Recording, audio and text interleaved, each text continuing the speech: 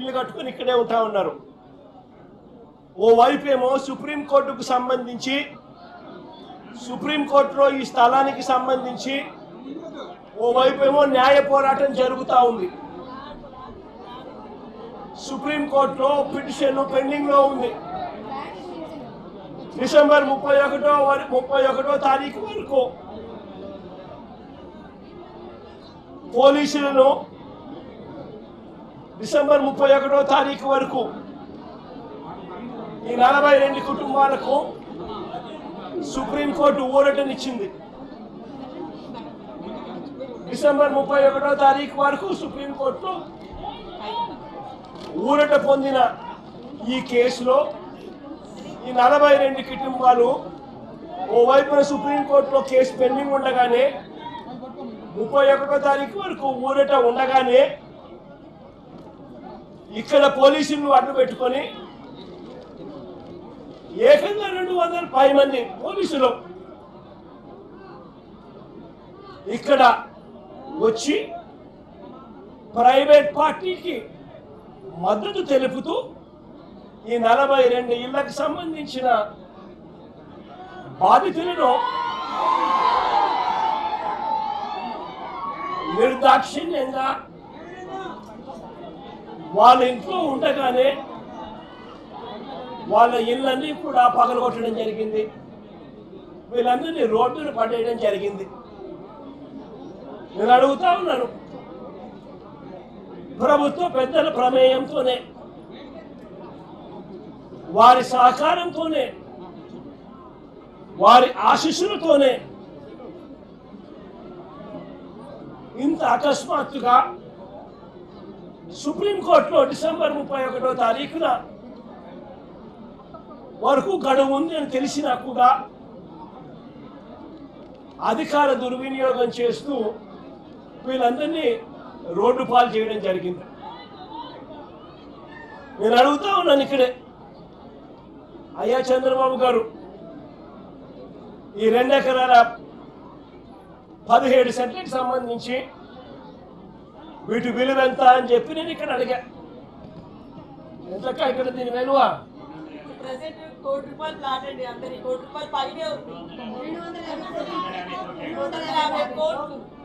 దాదాపుగా ఈ 2 ఎకరాల 17 సెంట్లు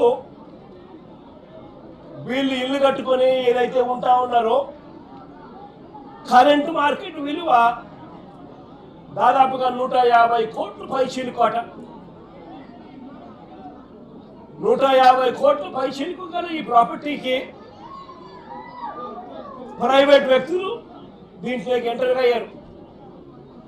2016లో, అంటే అప్పుడు కూడా చంద్రబాబు నాయుడు గారు ముఖ్యమంత్రిగా ఉన్నప్పుడే, 2016లో ఒక 1981 సంవత్సరం డేటెడ్గా 2016లో ఒక ఫేక్ సొసైటీ పెట్టడం జరిగింది. తప్పుడు డాక్యుమెంట్లతో 2016లో 1981 డేట్తో ఒక తప్పుడు సొసైటీ క్రియేట్ చేసి మొత్తం డాక్యుమెంటేషన్ అంతా కూడా ఈ 150 కోట్ల ప్రాపర్టీని కాజేయడం కోసం అడుగులు పడ్డాయి. వీరందరూ చంద్రబాబు నాయుడుతో సన్నిహితులు. నారా లోకేష్ గారి ఇన్వాల్వ్మెంట్, లోకల్ ఎంపీ కేశినేని చిన్ని పూర్తిగా ఇన్వాల్వ్ అయి ఉన్నారు. ఇక్కడ కార్పొరేటర్ కూడా జనసేన పార్టీకి సంబంధించిన కార్పొరేటర్ కూడా ఒక ఆయన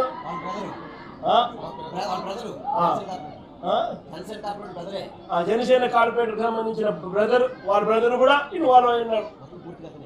ఇంతమంది కలిసి అధికార దుర్వినియోగం అనేది ఎలా ఉంటుందన్న దానికి నిదర్శనం ఇది. ఓవైపున కేసులు ఉన్నాయి, సుప్రీంకోర్టులో కేసు జరుగుతూ ఉంది. డిసెంబర్ 31వ తారీఖు వరకు వీళ్ళకి వెసులుబాటు ఉంది. మరోవైపున ఆ కేసు అక్కడ కొనసాగుతూ ఉండగానే 200 మంది పైసలకు పోలీసులు ఇక్కడికి వచ్చి ఏకంగా ఈ పోలీసులు ఈ అన్యాయస్తులకు మద్దతు ఇస్తూ బుల్డోజర్లు పెట్టి పేదలను మధ్యతరగతి వాళ్ళను రోడ్డు పాలు చేసిన ఘటన ఇది. నేను అడుగుతా ఉన్నాను ఇక్కడే, ఈ 2 ఎకరాల 17 సెంటర్లో దాదాపుగా 25 సంవత్సరాల నుంచి, అంటే 2001 పై నుంచి, 2001 ముందు నుంచి 25 సంవత్సరాలుగా వీళ్ళు ఇక్కడ నివాసం ఉంటా ఉన్నారు.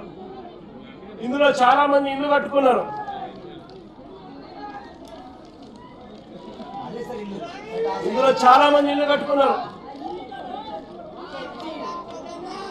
ఈ ఇంటికి సంబంధించి, ఈ ఇళ్లకు సంబంధించి Vijayawada municipal corporation building plan approvals ఇచ్చినారు. విజయవాడ మున్సిపల్ కార్పొరేషన్ వారు బిల్డింగ్ ప్లాన్స్ అప్రూవల్ ఇచ్చినారు. ఈ ఇళ్లకు కరెంట్ కనెక్షన్ ఇచ్చినారు, డ్రైనేజ్ కనెక్షన్ ఇచ్చినారు. ఈ ఇంటికి అన్ని రకాల అనుమతులతో పాటు ప్లాన్ అప్రూవల్ చేసి విజయవాడ మున్సిపల్ కార్పొరేషన్ వాళ్ళు వీళ్ళు ఇల్లు కట్టుకుంటా ఉంటే ఇళ్ళకు కూడా ప్లాన్ అప్రూవల్స్ శాంక్షన్ చేసి స్టాంప్ వేసినారు. మరోవైపున బ్యాంకులు వాళ్ళు డ్యూ డెలిజెన్స్ పూర్తి చేసి వీళ్ళందరికీ లోన్లు కూడా ఇచ్చినారు. ఇక్కడ ఉన్న వాళ్ళు దాదాపుగా ఒక్కొక్కరు 20 లక్షలు, 25 లక్షల రూపాయలు పైన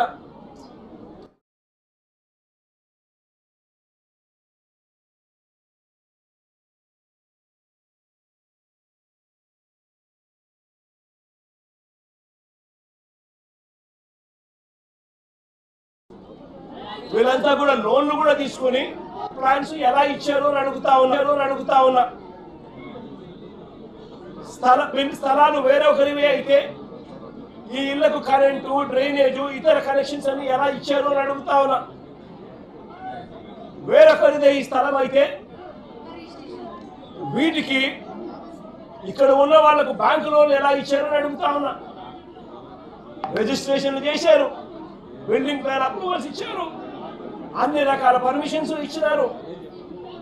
చివరికి వీరికి బ్యాంకులు వాళ్ళు లోన్లు కూడా ఇచ్చాయి, వాళ్ళ డ్యూ డెలిజెన్స్ పూర్తి చేసి. మన ఇన్ని సవ్యంగా ఉన్నప్పుడు ఇది ఏ రకంగా గవర్నమెంట్ ముందుకు వచ్చి వీళ్ళకి ఎటువంటి న్యాయము చేయాలి అని కనీసం ఆలోచన కూడా లేకుండా, ఎటువంటి ముందస్తు నోటీసు కూడా ఇవ్వకుండా, వీళ్ళ ఇళ్లలో ఉండగానే 200 మంది పోలీసులు పైచిలకు వచ్చి ప్రైవేట్ వ్యక్తులకు మద్దతు ఇస్తూ ఒక్లేర్లు పెట్టి, జేసీబీలు పెట్టి, బుల్డోజర్లు పెట్టి ఏకంగా బిల్డింగులు పగలగొట్టడం జరిగింది. నేను అడుగుతా ఉన్నాను, వీళ్ళు చాలా మంది చెప్పడం కూడా జరిగింది, ఈ స్థలాలు మళ్ళీ కొనుగోళ్లు జరిగేటప్పుడు కూడా, క్రయ విక్రయాలు జరిగేటప్పుడు కూడా పలు సందర్భాలలో ఇక్కడ వాళ్ళంతా కూడా పేపర్లో అడ్వర్టైజ్మెంట్లు కూడా ఇచ్చినారు. ఎవరికైనా అభ్యంతరాలు ఉంటే తెలియజెప్పాలి అని చెప్పి పత్రికా ప్రకటనలు కూడా ఇచ్చారు. పత్రికా ప్రకటనలు ఇచ్చినప్పుడు కూడా ఎవరు కూడా అభ్యంతరాలు ఎక్కడా కూడా వెలుబుచ్చలేదు. అలాంటిది 25 సంవత్సరాలుగా వీళ్ళు ఇక్కడే ఇలాగే ఉంటే వీళ్ళను బుల్డోజర్లు పెట్టి ప్రైవేట్ వ్యక్తులకు మేలు చేసేందుకు ఈ 150 కోట్ల పైచిలకు, ఈ వాలెట్ వాల్యూలో 150 కోట్ల పైచిలకు వాల్యూ ఉన్న ఈ ప్రాపర్టీని కబ్జా చేసేందుకు ఏకంగా చంద్రబాబు నాయుడు, ఆయన కొడుకు, ఆయన పార్టీకి సంబంధించిన ఎంపీ, జనసేన పార్టీకి సంబంధించిన కార్పొరేటర్లు ఇంతమంది ఒకటై పేదలను నిస్సహాయాలుగా ఈరోజు రోడ్డు మీద నిలబెట్టించారు. నిజంగా నేను అడుగుతా ఉన్నా, ఈ ప్రభుత్వం అన్నది పేదల తరపున ఉందా అని.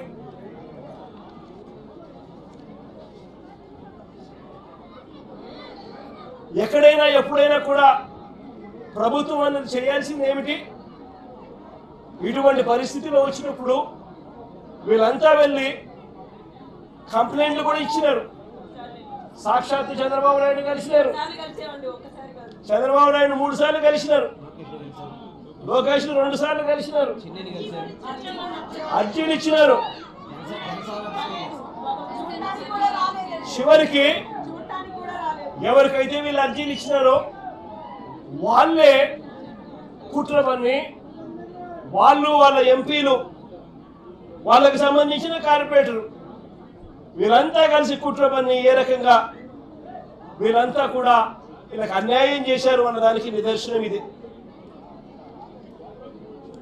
నేను ఒకటే అడుగుతా ఉన్నా, అయ్యా చంద్రబాబు నాయుడు గారు, ఇక్కడే కాదు రాష్ట్ర వ్యాప్తంగా కూడా ఇదే మాదిరిగా కొనసాగుతూ ఉంది. రాష్ట్ర వ్యాప్తంగా కూడా అనేక చోట్ల ఎక్కడైనా చిన్న చిన్న లిటిగేషన్లు ఎక్కడైనా ఉంటే డైరెక్ట్గా తెలుగుదేశం పార్టీకి సంబంధించిన నాయకులు ఎమ్మెల్యేలు ఇన్వాల్వ్ అయిపోతా ఉన్నారు. లిటిగేషన్ ఉన్న చోట వీళ్ళంతటి వీళ్ళే అడుగు పెట్టేసి ఆ ల్యాండ్ కబ్జా చేసేస్తా ఉన్నారు. కొన్ని చోట్ల వీళ్ళే లిటిగేషన్ క్రియేట్ చేస్తూ ఉన్నారు. వీళ్ళే నిషేధిత జాబితాలో ప్రాపర్టీస్ను బలవంతంగా పెట్టించేసేస్తున్నారు. వీళ్ళే లిటిగేషన్ క్రియేట్ చేసి వీళ్ళే కూడా కబ్జాలు చేసే కార్యక్రమాలు జరుగుతూ ఉన్నాయి. రాష్ట్ర వ్యాప్తంగా ఇదే రకమైన అన్యాయం కొనసాగుతూనే ఉంది. నేను ఇప్పటికైనా చంద్రబాబు నాయుడు గారికి ఒకటే చెప్తా ఉన్నా, ఈ ప్రెస్ కాన్ఫరెన్స్ ద్వారా ప్రతి ఒక్కరికి కూడా నేను ఒకటే మనవి చేస్తా ఉన్నా, దీంట్లో సిబిఐ ఎంక్వైరీ జరిగించాను. ఇక్కడ ఏ రకంగా చంద్రబాబు నాయుడు గారు కొడుకు, ఏ రకంగా తెలుగుదేశం పార్టీకి సంబంధించిన ఎంపీ, ఏ రకంగా వీళ్ళంతా కూడా ఇన్వాల్వ్ అయ్యి ఇంక్లూడింగ్ జనసేన కార్పొరేటర్తో సహా ఏ రకంగా వీళ్ళంతా కూడా దీన్ని కబ్జా చేసే కార్యక్రమం చేస్తూ ఉన్నారు అనేది ప్రజలకు తెలియాలి. ఇంతకుముందు చంద్రబాబు నాయుడు గారు ముఖ్యమంత్రి గతంలో ఉన్నప్పుడు 2016లో ఒక ఫేక్ సొసైటీ క్రియేట్ చేసి 1981 డేట్ వేసి ఏ రకంగా పేదల ఆస్తుల మీద పేద ప్రజల ఆస్తుల మీద ఏ రకంగా కన్నేశారు అన్నది కూడా ఇవన్నీ బయటికి రావాలి. ఇవన్నీ కూడా రాష్ట్ర ప్రభుత్వం కోర్టుల్లో ప్రజల తరపున, పేదల తరపున, మధ్యతరగతి వాళ్ళ తరపున ఆర్గ్యుమెంట్ చేయాల్సింది పోయి, వాళ్లకు తరపున నిలబడాల్సింది పోయి, వీళ్ళకు వ్యతిరేకంగా రాష్ట్ర ప్రభుత్వమే స్వయంగా కోర్టులలో వ్యతిరేక అఫిడవిట్లు, వ్యతిరేక పిటిషన్స్ వేసి వీళ్ళకి అన్యాయం చేయడంలో రాష్ట్ర ప్రభుత్వం తన పాత్ర తాను పోషించింది. వీటి అన్నిటి మీద కూడా ఎంక్వైరీ జరగాలి. జరిగి దోషులను, అది చంద్రబాబు నాయుడు కావచ్చు, లోకేష్ కావచ్చు, తెలుగుదేశం పార్టీ విజయవాడ ఎంపీ కావచ్చు, ఇక్కడ తెలుగుదేశం పార్టీ ఇక్కడ జనసేన కార్పొరేటర్ కావచ్చు, వీళ్ళందరి పాత్ర మీద కూడా ఎంక్వైరీ జరగాలి. జరిగి నిజాలన్నీ కూడా బయటికి తీసుకొని రావాలి. వీళ్ళందరూ కూడా ఎవరైతే నష్టపోయినారో 25 ఏళ్ళ నుంచి ఇక్కడే ఉంటున్నారు, ఒక్కొక్కరికి లోన్లు ఉన్నాయి, 20 లక్షలు 25 లక్షల రూపాయలు బ్యాంకుల్లో రుణాలు ఉన్నాయి. వీళ్ళని తీసుకొని పోయి ఇప్పుడు నడు రోడ్డు మీద పెట్టారు. వీళ్ళు బతికేది ఎలా? వీళ్ళ లోన్లు ఎలా తీరుస్తారు? రాష్ట్ర ప్రభుత్వం కనికరం చూపించని ఈ పరిస్థితి నుంచి వీళ్ళ పరిస్థితి మారాలి. వీళ్ళందరికీ కూడా ఇమ్మీడియట్లీ ఇక్కడే గవర్నమెంట్ రావాలి. వీళ్ళకి సంబంధించిన లోన్లన్నీ కూడా గవర్నమెంట్ తన రెస్పాన్సిబిలిటీ కింద గవర్నమెంటే కట్టేట్టుగా తీసుకోవాలి. నష్టపోయిన వీళ్ళందరికీ కూడా ఇక్కడే స్థలాలు ఇస్తారా, లేకపోతే ఇలాంటి స్థలమే ఇంకో చోట ఇచ్చి ఇంకో ఇల్లు కట్టించి వీళ్ళకి న్యాయం చేస్తారా అన్నది గవర్నమెంట్ డిసైడ్ చేసుకోవాలి. నేను చంద్రబాబు నాయుడు గారు గట్టిగా ఒకటే చెప్తా ఉన్నా, అయ్యా చంద్రబాబు, నువ్వు కన్నా ఈ కార్యక్రమం చేయకపోతే రేపొద్దున మా ప్రభుత్వం వచ్చిన తర్వాత, వైఎస్ఆర్సీపీ ప్రభుత్వం వచ్చిన తర్వాత ఖచ్చితంగా చెప్తా ఉన్నాను, ఇదే ఎంక్వైరీ మేమేస్తాం. మిమ్మల్ని కోర్టు ముందర దోషులుగా నిలబెట్టడమే కాకుండా వీళ్ళందరికీ కూడా, బాధితులందరికీ కూడా కంటికి రెప్పలా మేమంతా కూడా కాపాడుకుంటూ, వీళ్ళందరూ కూడా ఎవరైతే నష్టపోయినారో ప్రతి ఒక్కరికి కూడా ఆ నష్టంలో ప్రభుత్వం భాగస్వామ్యమై వీళ్ళందరికీ తోడుగా ఉంటుందని చెప్పి బాధితుల తరపున మీ జగనన్న మాటిస్తా ఉన్నాడు అని చెప్పి ప్రతి బాధితుడికి కూడా నేను చెప్తా ఉన్నాను.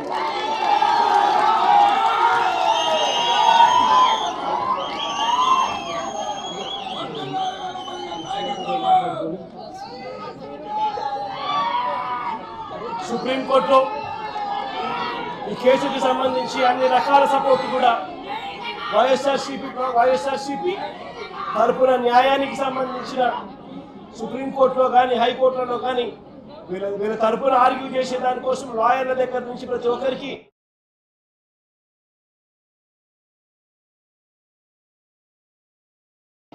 న్యాయం తరపున ప్రతి ఒక్కరికి కూడా అన్ని రకాల సహాయ సహకారాలు కూడా కొనసాగిస్తామని కూడా తెలియజేస్తాం.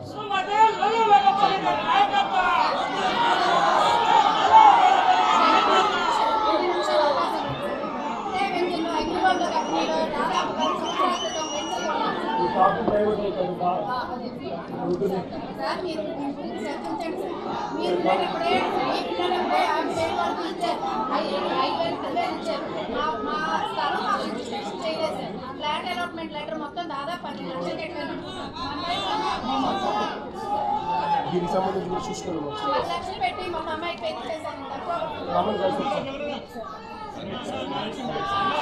ఈ సొసైటీ మీద ఎంక్వైరీ కూడా ఉంది సార్. ఈ సొసైటీ మీద ఎంక్వైరీ కూడా ఉంది సార్. 67 మెంబర్స్ కొత్తగా ఇంక్లూడ్ చేశారు సార్. ఇంక్లూడ్ చేయాలని ఎంక్వైరీ కూడా చేశారు. మాట్లాడారు అది కూడా కొద్దిగా చేస్తాను.